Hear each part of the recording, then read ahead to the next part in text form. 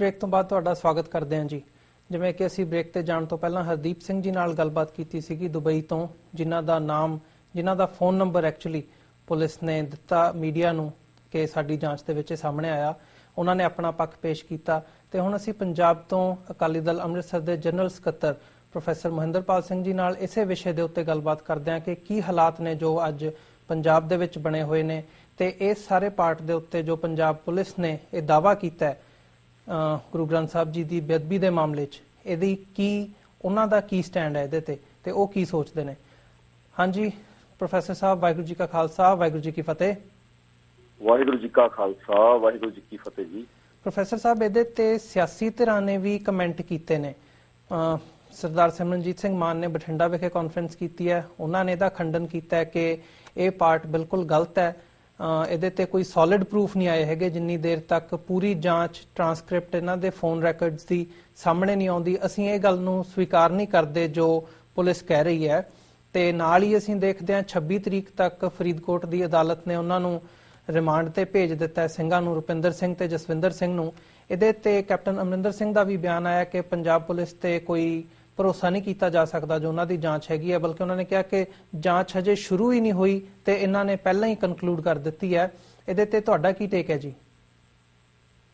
ਮੈਨੂੰ ਇੱਥੇ ਇੱਕ ਗੱਲ ਯਾਦ ਆਉਂਦੀ ਹੈ, ਜਦੋਂ ਪਿਛਲੇ ਸਾਲਾਂ ਦੇ ਵਿੱਚ CBI ਤੇ ਇਹ ਦੋਸ਼ ਲੱਗਣ ਲੱਗੇ ਸੀ ਕਿ ਇਹ ਕੇਵਲ ਤੇ ਕੇਵਲ ਸਰਕਾਰ ਦੇ ਕਹੇ ਤੇ ਚੱਲਦੀ ਹੈ, ਕੋਈ ਨਿਰਪੱਖ ਜਾਂਚ ਨਹੀਂ ਕਰਦੀ, ਤਾਂ ਸੁਪਰੀਮ ਕੋਰਟ ਨੇ ਇੱਕ ਵਰਸ਼ਨ ਦਿੱਤੀ ਸੀ ਜੀ, ਭਾਰਤ ਦੀ ਸੁਪਰੀਮ ਕੋਰਟ ਨੇ, ਕਿ ਜਿਹੜੀ CBI ਹੈ ਇਹ ਤਾਂ ਕੇਂਦਰ ਸਰਕਾਰ ਦੀ ਪਿੰਜਰੇ ਦਾ ਤੋਤਾ ਹੈ ਜੀ, ਵੀ ਉਹ ਉਹਨੂੰ ਚੂਰੀ ਪਾਣ ਨਾ ਪਾਣ ਕੁਝ ਵੀ ਕਰਨ ਕਹਾ ਦੇਣ ਜਾਂ ਬੁਲਾ ਦੇਣ ਉਹਨੇ ਬੋਲਣਾ ਹੀ ਹੈਗਾ, ਉਹ ਪਿੰਜਰੇ 'ਚ ਬੰਦ ਹੈ। ਇਸ ਤਰ੍ਹਾਂ ਹੀ ਜੋ ਅੱਜ ਪੰਜਾਬ ਪੁਲਿਸ ਨੇ ਰੋਲ ਅਦਾ ਕੀਤਾ ਹੈ, ਜੋ ਅੱਜ ਦੀਆਂ ਅਖਬਾਰਾਂ, ਜੋ ਕੱਲ ਦੇ ਹਾਲਾਤ ਜੋ ਲੋਕਾਂ ਨੂੰ ਮਿਲਣੇ ਜਾਂ ਉਸ ਇਲਾਕੇ ਦੇ ਲੋਕਾਂ ਨੂੰ ਮਿਲਣਾ, ਉਸ ਪਿੰਡ ਦੇ ਲੋਕਾਂ ਨੂੰ ਮਿਲਣਾ ਜਾ ਕੇ ਅਖਬਾਰਾਂ ਵਾਲਿਆਂ ਵੱਲੋਂ ਅਸੀਂ ਫੋਨ ਕਰਨੇ, ਇਹ ਸਾਰੇ ਦਾ ਜੇ ਅਸੀਂ ਤੱਤ ਕੱਢੀਏ ਤਾਂ ਕੇਵਲ ਇੱਕੋ ਹੀ ਲੱਗਦਾ ਹੈ ਕਿ ਖਾਨਾ ਪੂਰਤੀ ਕੀਤੀ ਗਈ ਹੈ ਜੀ, ਕਿ ਕਿਸੇ ਤਰੀਕੇ ਉਹਨਾਂ ਧਰਨਿਆਂ ਨੂੰ ਉਠਾਇਆ ਜਾਵੇ ਜਿਹੜੇ ਧਰਨੇ ਅੱਜ ਪੰਜਾਬ ਨੂੰ ਇੱਕ ਰੋਸ ਦੇ ਤੌਰ ਤੇ ਜਾਮ ਕਰੀ ਬੈਠੇ ਨੇ ਜੀ। ਪਰ ਗੱਲ ਇੰਨੀ ਨਹੀਂ ਹੈ, ਗੱਲ ਇਸ ਤੋਂ ਹੋਰ ਜ਼ਿਆਦਾ ਵੱਡੀ ਹੈ ਕਿ ਕਿਉਂ ਕੇਵਲ ਅੰਮ੍ਰਿਤਧਾਰੀ ਸਿੱਖ ਹੀ ਫੜੇ ਜਾਂਦੇ ਨੇ ਜੀ। ਇਹਦਾ ਮਤਲਬ ਇਹ ਹੈ ਕਿ ਜਿਹੜਾ ਯੋਜਨਾਬੱਧ ਸਿੱਖ ਧਰਮ ਨੂੰ ਖਤਮ ਕਰਨ ਦਾ ਇੱਕ ਹਿੰਦੂਤਵੀ ਤਾਕਤਾਂ ਦਾ ਯਤਨ ਹੈ ਜੀ, ਉਹਦਾ ਇਹ ਅਗਲਾ ਪੜਾਅ ਹੈ ਕਿ ਸਿੱਖਾਂ ਦੇ ਗੁਰੂ ਸਾਹਿਬਾਨ ਦੀ ਬੇਅਦਬੀ ਕਰਨ ਤੋਂ ਬਾਅਦ ਪਹਿਲਾਂ ਤਾਂ ਉਹਨਾਂ ਨੇ ਇਹ ਦੇਖਣਾ ਸੀ ਕਿ ਅੱਜ ਵੀ ਇਹਨਾਂ ਦਾ ਰੋਸ ਉੱਠਦਾ ਜਾਂ ਨਹੀਂ ਉੱਠਦਾ। ਜਦੋਂ ਉਹਨਾਂ ਨੇ ਇਹ ਦੇਖ ਲਿਆ ਕਿ ਰੋਸ ਉੱਠਦਾ ਹੈ ਤਾਂ ਉਹਨਾਂ ਨੇ ਅਗਲੀ ਚਾਲ, ਇਹ ਪਹਿਲਾਂ ਹੀ ਪਲੈਨਡ ਸੀ ਸਾਰਾ, ਉਹ ਉਹਨਾਂ ਨੇ ਉਹਨਾਂ ਬੱਚਿਆਂ ਤੇ ਪਾ ਦਿੱਤੀ ਜਿਨ੍ਹਾਂ ਬੱਚਿਆਂ ਦਾ ਰਿਕਾਰਡ ਪਿਛਲੇ ਕਈ ਸਾਲ ਦਾ ਪਿੰਡ ਦੇ ਲੋਕ ਕਹਿੰਦੇ ਨੇ ਕਿ ਬਿਲਕੁਲ ਧਾਰਮਿਕ ਹੈ ਤੇ ਸਿੱਖ ਪੱਖੀ ਹੈ, ਉਹਨਾਂ ਬੱਚਿਆਂ ਤੇ ਪਾਇਆ ਗਿਆ। ਸੋ ਇਹ ਕੋਈ ਵੀ ਬੰਦਾ, ਚਾਹੇ ਉਹ ਉੱਥੋਂ ਦਾ ਲੋਕਲ ਹੋਵੇ, ਪਿੰਡ ਦਾ ਹੋਵੇ, ਕਸਬਿਆਂ ਦਾ ਹੋਵੇ, ਉਸ ਇਲਾਕੇ ਦਾ ਹੋਵੇ, ਜ਼ਿਲ੍ਹੇ ਦਾ ਹੋਵੇ ਜਾਂ ਪੰਜਾਬ ਭਰ ਦੇ ਵਿੱਚ ਹੋਵੇ, ਇਹ ਕੋਈ ਇੱਕ ਬੰਦਾ ਵੀ ਜਿਹੜਾ ਹੈ ਉਹ ਮੰਨਣ ਨੂੰ ਤਿਆਰ ਨਹੀਂ ਹੈ। ਠੀਕ ਹੈ, ਪੁਲਿਸ ਕਾਰਵਾਈ ਕੀਤੀ, ਪੁਲਿਸ ਜਦੋਂ ਪਿਛਲੇ ਸਾਲਾਂ ਦੇ ਵਿੱਚ ਝੂਠੇ ਪੁਲਿਸ ਮੁਕਾਬਲੇ ਕਰਦੀ ਸੀ ਉਹ ਉਦੋਂ ਵੀ ਜਸਟੀਫਾਈ ਕਰਦੀ ਸੀ ਕਿ ਅਸੀਂ ਠੀਕ ਮੁਕਾਬਲੇ ਕਰ ਰਹੇ ਹਾਂ। ਪਰ ਸਿੱਖਾਂ ਦੀ ਸੋਚ ਨੇ, ਇਮਾਨਦਾਰ ਧਿਰਾਂ ਦੀ ਸੋਚ ਨੇ, ਮਨੁੱਖੀ ਅਧਿਕਾਰਾਂ ਦੀ ਸੋਚ ਨੇ ਤੇ ਮਨੁੱਖਤਾ ਵਿੱਚ ਵਿਸ਼ਵਾਸ ਰੱਖਣ ਵਾਲੇ ਲੋਕਾਂ ਨੇ ਅੱਜ ਤੱਕ ਨਹੀਂ ਮੰਨਿਆ ਕਿ ਜਿਹੜਾ ਉਹ ਸਿੱਖਾਂ ਦਾ ਬੱਚਿਆਂ ਦਾ ਘਾਣ ਕੀਤਾ ਜਾਂਦਾ ਸੀ 10 ਸਾਲ 1984 ਤੋਂ 94 ਤੱਕ, ਉਹ ਜਾਇਜ਼ ਨਹੀਂ ਸੀ। ਉਸੇ ਤਰ੍ਹਾਂ ਇਹ ਜਿਹੜੀ ਗੱਲ ਹੈ ਇਹਨਾਂ ਦੋ ਬੱਚਿਆਂ ਦੇ ਗ੍ਰਿਫਤਾਰ ਕਰਨ ਦੀ, ਉਹ ਕਿਸੇ ਦੇ ਮਨ ਦੇ ਵਿੱਚ ਗਲਤ ਹੇਠਾਂ ਨਹੀਂ ਉਤਰ ਰਹੀ।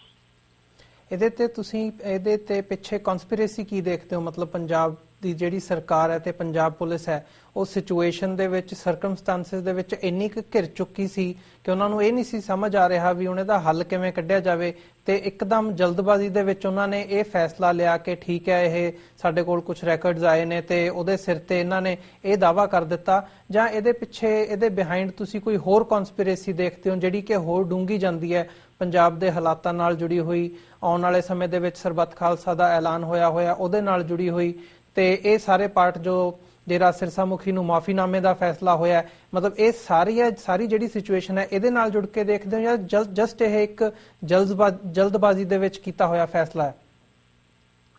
ਬਿਲਕੁਲ ਜਲਦਬਾਜ਼ੀ ਵਿੱਚ ਕੀਤਾ ਫੈਸਲਾ ਨਹੀਂ ਹੈ ਜੀ। ਇਹਦੇ ਸਾਰੀ ਘਟਨਾ ਦੇ ਦੋ ਸਰੂਪ ਨੇ। ਇੱਕ ਸਰੂਪ ਇਹ ਹੈ, ਇੱਕ ਕਾਰਨ ਜੇ ਆਪਾਂ ਕਹੀਏ ਇਹ ਹੈ ਕਿ ਜਿਹੜਾ ਵਕਤੀ ਤੌਰ ਤੇ ਅੱਜ ਪੰਜਾਬ ਘਿਰ ਗਿਆ ਐਡਮਿਨਿਸਟ੍ਰੇਸ਼ਨ ਦੇ ਪੁਆਇੰਟ ਆਫ ਵਿਊ ਨਾਲ ਜੀ, ਇੱਕ ਤਾਂ ਉਹ ਕਾਰਨ ਹੈ ਇਹਨਾਂ ਬੱਚਿਆਂ ਦਾ ਨਾਮ ਲੈਣਾ, ਪਰ ਜਿਹੜਾ ਅਸਲ ਕਾਰਨ ਹੈ ਉਹ ਯੋਜਨਾਬੱਧ ਤਰੀਕੇ ਦੇ ਨਾਲ ਜਿਵੇਂ ਸਿੱਖੀ ਨੂੰ ਖਤਮ ਕਰਨਾ ਹੈ ਉਹਦਾ ਹਿੱਸਾ ਹੈ। ਵਕਤੀ ਤੌਰ ਤੇ ਸਰਕਾਰ ਕਿਸਾਨਾਂ ਦੇ ਮਸਲੇ 'ਚ ਘਿਰ ਗਈ। ਸਿੰਘ ਸਾਹਿਬ ਵੱਲੋਂ ਸੌਦਾ ਆਸਾਦ ਨੂੰ ਮਾਫ ਕਰਨ ਦੇ ਮਾਮਲੇ 'ਚ ਘਿਰ ਗਈ, ਕਿਉਂਕਿ ਇਹ ਗੱਲ ਹੁਣ ਸਿੱਖਾਂ ਨੂੰ ਸੰਸਾਰ ਜਿੱਥੇ ਵੀ ਕਿਤੇ ਬੈਠੇ ਨੇ ਉਹਨਾਂ ਨੂੰ ਕੋਈ ਇਸ ਗੱਲ ਦਾ ਸ਼ੰਕਾ ਨਹੀਂ ਹੈ ਕਿ ਅਕਾਲ ਤਖਤ ਸਾਹਿਬ ਤੋਂ ਕੋਈ ਹੁਕਮ ਜਾਰੀ ਕੀਤਾ ਜਾਂਦਾ ਹੈ, ਸ਼੍ਰੋਮਣੀ ਗੁਰਦੁਆਰਾ ਪ੍ਰਬੰਧਕ ਕਮੇਟੀ ਵੱਲੋਂ ਕੋਈ ਫੈਸਲਾ ਲਿਆ ਜਾਂਦਾ ਹੈ, ਜਾਂ ਸਰਕਾਰ ਵੱਲੋਂ ਕੋਈ ਫੈਸਲਾ ਲਿਆ ਜਾਂਦਾ ਹੈ, ਜਾਂ ਉਹਦੇ ਮਿਨਿਸਟਰਾਂ ਵੱਲੋਂ ਐਸਜੀਪੀਸੀ ਮੈਂਬਰਾਂ ਤੋਂ ਕਰਾਇਆ ਜਾਂਦਾ ਹੈ। ਇਹ ਸਾਰੇ ਦੇ ਪਿੱਛੇ ਬਾਦਲ ਸਰਕਾਰ ਹੈ ਤੇ ਬਾਦਲ ਸਰਕਾਰ ਦੇ ਪਿੱਛੇ ਜਿਹੜੀ ਹੈ ਉਹ RSS ਦੀ ਪਾਵਰ ਹੈ ਜਾਂ ਕੌਂਸਪੀਰੇਸੀ ਹੈ। ਸੋ ਮੈਂ ਇਹ ਕਹਾਂਗਾ ਕਿ ਵਕਤੀ ਤੌਰ ਤੇ ਤਾਂ ਇਹ ਕਿਸਾਨਾਂ ਦੇ ਮਸਲਿਆਂ ਤੋਂ ਹਟਣ ਵਾਸਤੇ ਜਿਹੜਾ ਐਡਾ ਮਾਹੌਲ ਪੈਦਾ ਹੋ ਗਿਆ ਸੀ, ਸਿੰਘ ਸਾਹਿਬ ਦੇ ਹੁਕਮਨਾਮਾ ਜਿਹੜਾ ਜਾਰੀ ਕਰਵਾਇਆ ਸੀ 24 ਸਤੰਬਰ ਨੂੰ, ਉਹਦੇ ਕਰਕੇ ਤੇ ਇਹ ਤਾਂ ਕੀਤਾ ਗਿਆ। ਪਰ ਜਿਹੜਾ ਅਸਲ ਕਾਰਨ ਹੈ ਉਹ ਇਹ ਨਹੀਂ ਹੈ। ਉਹ ਕਾਰਨ 1947 ਤੋਂ ਚੱਲਿਆ ਆਉਂਦਾ ਹੈ ਜੀ, ਜਿਸ ਦਿਨ ਤੋਂ ਇਸ ਰਾਸ਼ਟਰ ਨੇ ਜਿਹੜਾ ਹਿੰਦੂ ਰਾਸ਼ਟਰਵਾਦ ਹੈ ਇਹਨੇ ਤਹਈਆ ਕੀਤਾ ਹੋਇਆ ਹੈ ਕਿ ਸਿੱਖਾਂ ਨੂੰ ਦੋ ਗੱਲਾਂ ਤੇ ਮਜਬੂਰ ਕੀਤਾ ਜਾਵੇ, ਜਾਂ ਤਾਂ ਉਹ ਕਹਿਣ ਕਿ ਅਸੀਂ ਹਿੰਦੂ ਧਰਮ ਦਾ ਹਿੱਸਾ ਜੀ, ਤੇ ਜਾਂ ਉਹਨਾਂ ਨੂੰ ਫਿਰ ਦਿਨ ਪਰ ਦਿਨ ਨਵੀਂ ਸਾਜ਼ਿਸ਼ਾਂ ਵਿੱਚ ਆਪਣਾ ਉਲਝਾ ਕੇ ਉਹਨਾਂ ਨੂੰ ਮਾਰ ਦਿੱਤਾ ਜਾਵੇ, ਉਹਨਾਂ ਨੂੰ ਗ੍ਰਿਫਤਾਰ ਕਰ ਦਿੱਤਾ ਜਾਵੇ। ਇਹਨਾਂ ਦੋਹਾਂ ਦੇ ਜਿਹੜਾ ਆਪਾ ਵਿਰੋਧ ਹੈ ਜੀ ਇਹਨਾਂ ਕਾਰਨਾਂ ਦਾ, ਨਾ ਤਾਂ ਸਿੱਖ ਆਪਣੇ ਆਪ ਨੂੰ ਹਿੰਦੂ ਧਰਮ ਦਾ ਹਿੱਸਾ ਮੰਨ ਰਹੇ ਨੇ ਹਾਂਜੀ ਜਿਹੜੇ ਸਿੱਖ ਨੇ, ਪਰ ਸਰਕਾਰ ਬਾਦਲ ਹੋਵੇ, ਦੂਜੇ ਹੋਣ, ਕਾਂਗਰਸ ਹੋਵੇ, ਕੱਲ ਆਮ ਆਦਮੀ ਪਾਰਟੀ ਵੀ ਇਹੀ ਗੱਲ ਕਰੇਗੀ, ਕਿਉਂਕਿ ਇਹ ਹਿੰਦੁਸਤਾਨ ਦਾ ਏਜੰਡਾ ਹੈ, ਹਿੰਦੁਸਤਾਨੀ ਏਜੰਡਾ ਹੈ। ਇਹ ਉਹਦੇ ਨਾਲ ਤਾਰਾਂ ਮੈਂ ਜੋੜ ਕੇ ਦੇਖਦਾ। ਸਾਡੀ ਪਾਰਟੀ ਵੀ ਇਸ ਤਰ੍ਹਾਂ ਸੋਚਦੀ ਹੈ। ਪਿਛਲੇ 30 ਸਾਲ ਤੋਂ ਅਸੀਂ ਇਹ ਚੀਜ਼ਾਂ ਜਿਹੜੀਆਂ ਦੇਖਦੇ ਹਾਂ ਬਾਰ-ਬਾਰ, ਇਹ ਹਿੰਦੂ ਰਾਸ਼ਟਰਵਾਦ ਦੀ ਜਿਹੜੀ ਯੋਜਨਾਬੱਧ ਕੌਂਸਪੀਰੇਸੀ ਹੈ ਜੀ, ਉਹਦਾ ਹੀ ਹਿੱਸਾ ਹੈ ਕਿ ਐਡਾ ਵੱਡਾ ਕਦਮ ਚੁੱਕਿਆ ਗਿਆ ਗੁਰੂ ਗ੍ਰੰਥ ਸਾਹਿਬ ਜੀ ਦੀ ਬੇਅਦਬੀ ਕਰਨ ਦਾ, ਤੇ ਦੇਖਿਆ ਗਿਆ ਕਿ ਸਿੱਖ ਕਿੰਨਾ ਕੁ ਉਬਾਲਾ ਖਾਂਦੇ ਨੇ ਜੀ। ਪ੍ਰੋਫੈਸਰ ਸਾਹਿਬ ਇਸੇ ਦੇ ਨਾਲ ਇਸ ਚੀਜ਼ ਨੂੰ ਜੀ ਪ੍ਰੋਫੈਸਰ ਸਾਹਿਬ ਇਸੇ ਦੇ ਨਾਲ ਇਹ ਵੀ ਨਾਲ ਆਇਆ ਹੈ ਕਿ ਸੜਕਾਂ ਤੋਂ ਉੱਠਣ ਲਈ ਤਿਆਰ ਹੀ ਨਹੀਂ ਹੈਗੇ। ਉਹਨਾਂ ਦੀ ਮਾਨਸਿਕਤਾ ਇੰਨੀ ਡੈਮੇਜ ਹੋ ਗਈ ਹੈ, ਇੰਨਾ ਉਹਨਾਂ ਨੂੰ ਦੁੱਖ ਹੋਇਆ ਹੈ। ਤਾਂ ਉਸ ਤੋਂ ਬਾਅਦ ਆ ਜਿਹੜਾ ਬੱਚੇ ਜਿਹੜੇ ਫੜੇ ਨੇ ਇਹਦੇ ਵਿੱਚ ਵੀ ਦੋ ਤਰੀਕੇ ਨੇ। ਇੱਕ ਤਾਂ ਕਿਹਾ ਜਾਏਗਾ ਵੀ ਹੁਣ ਤਾਂ ਕੇਸ ਦਰਜ ਹੋ ਗਿਆ ਜੀ ਵੀ ਆਪਣਾ ਤੁਸੀਂ ਕਿਉਂ ਹੁਣ ਤਾਂ ਬੱਚੇ ਫੜ ਲਏ ਜੀ, ਦੋਸ਼ੀ ਫੜ ਲਏ ਜੀ। ਇੱਕ ਤਾਂ ਇਹ ਕਿਹਾ ਜਾਊਗਾ, ਇੱਕ ਕਿਹਾ ਜਾਊਗਾ ਵੀ ਆਪਣਾ ਜਿਹੜਾ ਪੁਲਿਸ ਵਾਲੇ ਨੇ ਉਹਨਾਂ ਤੇ ਵੀ ਮੁਕੱਦਮਾ ਦਰਜ ਕਰ ਲਿਆ। ਇਹ ਜਿਹੜੇ ਕਾਰਨ ਨੇ ਨਾ, ਇਹਨਾਂ ਕਾਰਨਾਂ ਦੇ ਪਿੱਛੇ ਸੱਚ ਬਿਲਕੁਲ ਨਹੀਂ ਹੈਗਾ। ਸਿੱਖ ਜਿਹੜਾ ਧਰਮ ਹੈ ਜਾਂ ਨਿਆਂ ਪਸੰਦ ਕੋਈ ਵੀ ਹੋਵੇ, ਜਦੋਂ ਹਿਟਲਰ ਲੋਕਾਂ ਤੇ ਤਸ਼ੱਦਦ ਕਰ ਰਿਹਾ ਸੀ ਤਾਂ ਉਹਦੇ ਜਿਹੜੇ ਪੁਲਿਸ ਮੁਲਾਜ਼ਮ, ਜਿਹੜੇ ਮਿਲਟਰੀ ਮੁਲਾਜ਼ਮ ਨੇ ਨਾ, ਉਹ ਕਹਿੰਦੇ ਹੋਣਗੇ ਵੀ ਹਿਟਲਰ ਠੀਕ ਹੈ। ਇਹ ਤਾਂ ਫਿਊਚਰ ਨੇ, ਇਹ ਤਾਂ ਮਨੁੱਖਤਾ ਦੀ ਕੁੱਖ ਨੇ ਦੱਸਣਾ ਹੁੰਦਾ ਹੈ। ਉਹਦੇ ਵਿੱਚ ਜੋ ਕੁਝ ਪੜ ਰਿਹਾ ਹੁੰਦਾ ਵੀ ਕੌਣ ਠੀਕ ਹੈ ਕੌਣ ਗਲਤ ਹੈ। ਵਕਤੀ ਤੌਰ ਤੇ ਇਹਨਾਂ ਚੀਜ਼ਾਂ ਦੇ ਫੈਸਲੇ ਨਹੀਂ ਲਏ ਜਾ ਸਕਦੇ। ਬਾਕੀ ਸਰਦਾਰ ਸਿਮਰਨਜੀਤ ਸਿੰਘ ਮਾਨ ਨੇ ਕੱਲ ਪ੍ਰੈਸ ਕਾਨਫਰੰਸ 'ਚ ਦੱਸ ਦਿੱਤਾ ਹੈ ਕਿ ਜਿਹੜੀ ਬੀੜ ਤੋਂ ਇਹ ਅੰਗ ਫਾੜੇ ਗਏ ਨੇ, ਉਹ ਬੀੜ ਕਿੱਥੇ ਹੈ ਜੀ, ਤੇ ਜੇ ਉਹ ਬੀੜ ਲੱਭਦੀ ਹੈ ਤਾਂ ਉਹਦਾ ਫੋਰੈਂਸਿਕ ਟੈਸਟ ਹੋਣਾ ਚਾਹੀਦਾ ਵੀ ਵਾਕਈ ਇਹ ਜਿਹੜੇ ਪੇਜ ਨੇ ਉਸ ਬੀੜ ਦੇ ਨੇ।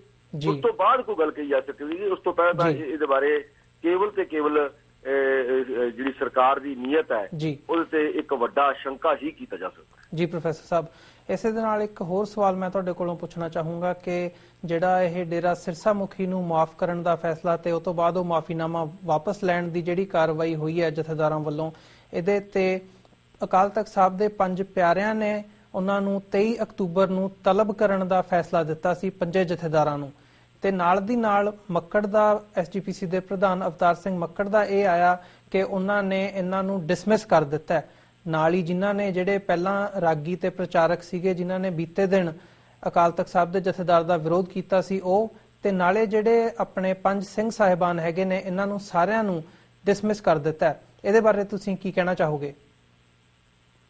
ਦੇਖੋ, ਇੱਕ ਗੱਲ ਤਾਂ ਸਾਰਾ ਸਿੱਖ ਜਗਤ ਜਾਣਦਾ ਹੈ ਕਿ ਜਿਹੜਾ 5 ਪਿਆਰਿਆਂ ਦਾ ਸਥਾਨ ਹੈ ਉਹ ਸਿੱਖ ਧਰਮ ਦੇ ਵਿੱਚ ਗੁਰੂ ਗੋਬਿੰਦ ਸਿੰਘ ਜੀ ਤੋਂ ਲੈ ਕੇ ਅੱਜ ਤੱਕ ਸਭ ਤੋਂ ਉੱਪਰ ਮੰਨਿਆ ਜਾਂਦਾ ਹੈ ਜੀ। ਪਰ ਮੈਂ ਆਪਣੇ ਵੱਲੋਂ ਦੋਵੇਂ ਹੱਥ ਜੋੜ ਕੇ ਜਿਹੜੇ 5 ਪਿਆਰੇ ਨੇ ਇਹ ਬਹੁਤ ਸਤਿਕਾਰਯੋਗ ਸ਼ਖਸੀਅਤਾਂ ਨੇ। ਵੈਸੇ ਵੀ ਇਹਨਾਂ ਬਾਰੇ ਮੈਂ ਪਰਸਨਲੀ ਜਾਣਦਾ ਜੀ, ਕਿਉਂਕਿ ਇਹ ਅਕਾਲ ਤਖਤ ਸਾਹਿਬ ਤੋਂ 5 ਪਿਆਰਿਆਂ ਵਿੱਚ ਸ਼ਾਮਲ ਹੋ ਕੇ ਇਹ ਅੰਮ੍ਰਿਤ ਦੀ ਦਾਤ ਦਿੰਦੇ ਨੇ ਸੰਗਤਾਂ ਨੂੰ ਜੀ। ਸੋ ਪਰ ਮੈਂ ਇੱਥੇ ਨਾਲ ਹੀ ਇਹਨਾਂ ਨੂੰ ਹੱਥ ਜੋੜ ਕੇ ਇਹ ਬੇਨਤੀ ਕਰਨਾ ਚਾਹੁੰਦਾ ਕਿ ਜਿਹੜਾ 5 ਪਿਆਰਾ ਦਾ ਸਟੇਟਸ ਹੈ ਉਹ ਬੇਸ਼ੱਕ ਸਭ ਤੋਂ ਉੱਪਰ ਹੈ, ਪਰ ਜਿਹੜੇ ਆ ਸਿੰਘ ਸਾਹਿਬ ਨੇ ਸਿੱਖ ਵਿਰਾਸਤ ਦੇ ਵਿੱਚ, ਸਿੱਖ ਪਰੰਪਰਾਵਾਂ ਦੇ ਵਿੱਚ ਉਹਨਾਂ ਨੂੰ ਇੰਪੀਚ ਕਰਨ ਦਾ, ਉਹਨਾਂ ਨੂੰ ਹਟਾਉਣ ਦਾ ਜਿਹੜਾ ਅਧਿਕਾਰ ਹੈ ਇਹ ਸਰਬੱਤ ਖਾਲਸੇ ਵਿੱਚ ਹੈ। ਮੈਂ 5 ਪਿਆਰਿਆਂ ਨੂੰ ਇਹ ਹੱਥ ਜੋੜ ਕੇ ਬੇਨਤੀ ਕਰਾਂਗਾ ਕਿ 10 ਨਵੰਬਰ ਨੂੰ ਇਹ ਜਿਹੜੀ ਸਰਬੱਤ ਖਾਲਸਾ ਦੀ ਸਾਰੇ ਸੰਸਾਰ ਦੀ ਸਟੇਜ ਲੱਗਣੀ ਹੈ ਅੰਮ੍ਰਿਤਸਰ ਸਾਹਿਬ ਦੇ ਵਿੱਚ ਹੀ, ਉੱਥੇ ਆਉਣ, ਸਭ ਤੋਂ ਮੂਹਰੇ ਇਹ ਬੈਠਣ ਤੇ ਉੱਥੇ ਆਪਣਾ ਇਹ ਫੈਸਲਾ ਸੁਣਾਉਣ, ਤਾਂ ਮੈਨੂੰ ਲੱਗਦਾ ਵੀ ਉਹ ਜ਼ਿਆਦਾ ਵੈਲਿਡ ਹੋਏਗਾ। ਨਾਲੇ ਤਾਂ ਸਰਕਾਰ ਨੂੰ ਤੇ ਮੱਕੜ ਹੋਣਾ ਨੂੰ ਕੋਈ ਮੌਕਾ ਨਹੀਂ ਮਿਲੂਗਾ ਜੀ ਤੇ ਗੱਲ ਕਰਨ ਦਾ, ਤੇ ਜਿਹੜੀ ਇੱਕ ਸਾਡੀ ਵਿਰਾਸਤ ਦੇ ਵਿੱਚ, ਸਾਡੀ ਪਰੰਪਰਾਵਾਂ ਦੇ ਵਿੱਚ ਅਧਿਕਾਰ ਹੈ ਸਿੰਘ ਸਾਹਿਬਾਂ ਨੂੰ ਇੰਪੀਚ ਕਰਨ ਦਾ, ਹਟਾਉਣ ਦਾ, ਲਗਾਉਣ ਦਾ, ਸਰਬੱਤ ਖਾਲਸੇ ਕੋਲ ਹੈ, ਉਹ ਵੀ ਬਰਕਰਾਰ ਰਹੇਗਾ। ਇਹ ਜਿਹੜੀ ਗੱਲ ਹੈ ਮੈਂ ਇਸ ਤਰੀਕੇ ਨਾਲ ਦੇਖਦਾ। ਬਾਕੀ ਜੇ ਮੱਕੜ ਉਹਨਾਂ ਨੂੰ ਕੱਢਿਆ, ਮੱਕੜ ਕੋਲ ਕੋਈ ਅਧਿਕਾਰ ਨਹੀਂ ਹੈ 5 ਪਿਆਰਿਆਂ ਨੂੰ ਕੱਢਣ ਦਾ, ਤੇ ਉਹ ਤਾਂ ਸਿਰਫ ਉਹਨਾਂ ਦੀ ਤਨਖਾਹ ਹੀ ਰੋਕ ਸਕਦਾ ਹੈ। ਉਹਨਾਂ ਦੇ ਜਿਹੜੀ ਮਾਨਸਿਕ ਮੋਰੈਲਿਟੀ ਹੈ, ਜਿਹੜਾ ਉਹਨਾਂ ਦਾ ਆਤਮਿਕ ਬਲ ਹੈ, ਜੋ ਇਖਲਾਕੀ ਉਹਨਾਂ ਦਾ ਵਜੂਦ ਹੈ, ਉਹਨੂੰ ਨਹੀਂ ਮੱਕੜ ਖਤਮ ਕਰ ਸਕਦਾ। ਇਹ ਗੱਲ ਵੀ ਮੈਂ ਸਿੱਖ ਜਗਤ ਨਾਲ ਸਾਂਝੀ ਕਰਨਾ ਚਾਹੁੰਦਾ। ਉਹ ਕੇਵਲ ਉਹਦੀਆਂ ਤਨਖਾਹਾਂ ਰੋਕ ਸਕਦਾ ਹੈ, ਹੋਰ ਜੀ। ਪ੍ਰੋਫੈਸਰ ਸਾਹਿਬ, ਤੁਹਾਡਾ ਇਹਨਾਂ ਸਾਰਿਆਂ ਤੇ ਆਪਣੇ ਵਿਚਾਰ ਸਾਂਝੇ ਕਰਨ ਦਾ ਤੁਹਾਡਾ ਬਹੁਤ-ਬਹੁਤ ਧੰਨਵਾਦ ਜੀ। ਇਸੇ ਦੇ ਨਾਲ ਅਸੀਂ ਤੁਹਾਡੇ ਕੋਲੋਂ ਇਜਾਜ਼ਤ ਲੈਂਦੇ ਹਾਂ ਜੀ। ਵਾਹਿਗੁਰੂ ਜੀ ਕਾ ਖਾਲਸਾ, ਵਾਹਿਗੁਰੂ ਜੀ ਕੀ ਫਤਿਹ। ਬਹੁਤ-ਬਹੁਤ ਧੰਨਵਾਦ ਤੁਹਾਡਾ TV 84 ਦਾ, ਅਮਰਦੀਪ ਸਿੰਘ ਜੀ ਤੁਹਾਡਾ, ਸਾਰਿਆਂ ਦਾ ਧੰਨਵਾਦ ਕਰਦਾ ਹੋਇਆ ਸਿੱਖਾਂ ਨੂੰ ਆਪਣੀ ਵਿਰਾਸਤ ਨਾਲ ਜੁੜਨ ਦਾ ਸੁਨੇਹਾ ਦਿੰਦਾ ਹੋਇਆ ਫਤਿਹ ਅਰਜ਼ ਕਰਦਾ। ਵਾਹਿਗੁਰੂ ਜੀ ਕਾ ਖਾਲਸਾ, ਵਾਹਿਗੁਰੂ ਜੀ ਕੀ ਫਤਿਹ।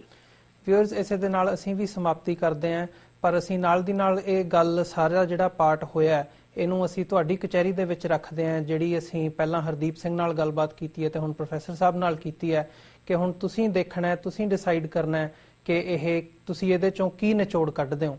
ਇਸੇ ਦੇ ਨਾਲ ਜੀ ਅਸੀਂ ਅੱਜ ਦਾ ਪ੍ਰੋਗਰਾਮ ਇੱਥੇ ਹੀ ਸਮਾਪਤ ਕਰਦੇ ਹਾਂ। ਵਾਹਿਗੁਰੂ ਜੀ ਕਾ ਖਾਲਸਾ, ਵਾਹਿਗੁਰੂ ਜੀ ਕੀ ਫਤਿਹ।